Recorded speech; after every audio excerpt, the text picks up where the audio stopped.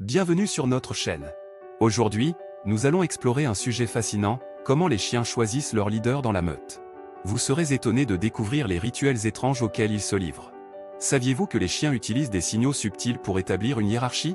Dans cette vidéo, nous vous dévoilerons ces mystérieux rituels et vous expliquerons comment les chiens déterminent qui sera leur chef. Restez jusqu'à la fin pour découvrir toutes les subtilités de cette dynamique sociale canine. Et n'oubliez pas de vous abonner à notre chaîne, de liker cette vidéo et de laisser vos commentaires. Prêt à plonger dans le monde fascinant de la meute canine? Alors, c'est parti!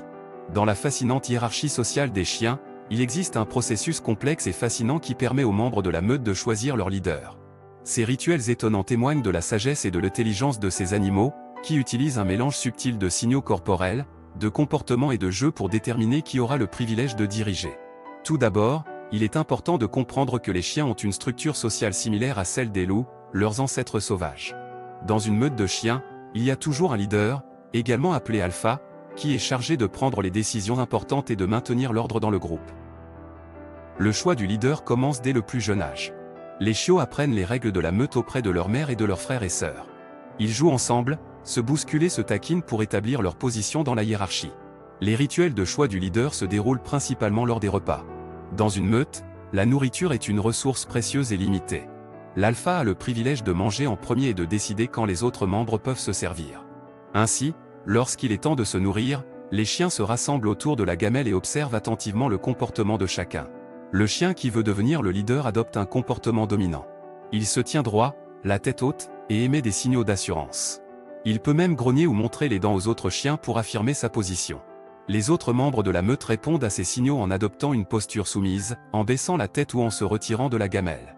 Cependant, le choix du leader ne se fait pas uniquement en fonction de la dominance physique. Les chiens qui veulent devenir leaders doivent également faire preuve d'intelligence et de capacité de communication. Ils doivent être capables de comprendre les signaux subtils émis par les autres membres de la meute et de réagir de manière appropriée.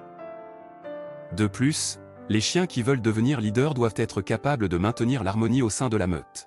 Ils doivent être patients, justes et capables de résoudre les conflits de manière pacifique. Ils doivent également être prêts à défendre le groupe en cas de danger, faisant preuve de courage et de détermination. Une fois que le choix du leader a été effectué, la meute se stabilise et chacun trouve sa place. Le leader assume ses responsabilités et les autres membres lui accordent respect et obéissance. Cependant, il est important de noter que la hiérarchie sociale chez les chiens peut parfois changer, en particulier lorsqu'un nouveau chien rejoint la meute. Dans ces cas-là, de nouveaux rituels de choix du leader peuvent avoir lieu pour réorganiser la hiérarchie.